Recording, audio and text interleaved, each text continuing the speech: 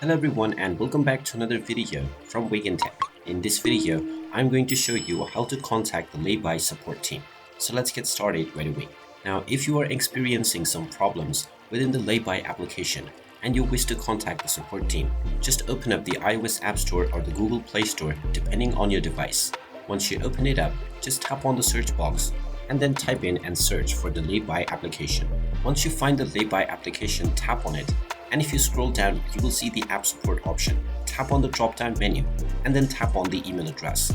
This will then take you into your email address application, from which you can directly send a support email to the Laybuy support team.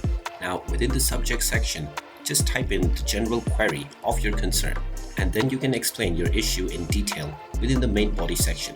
Finally, tap on the send button to send your email to the support team. And once you receive a response within a few days, you will be able to get your query resolved. And there you have it. That is how you can contact the support team for the Laybuy application.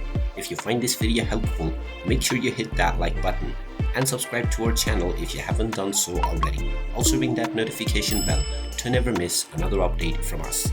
Thank you for watching, and I will see you again in the next video.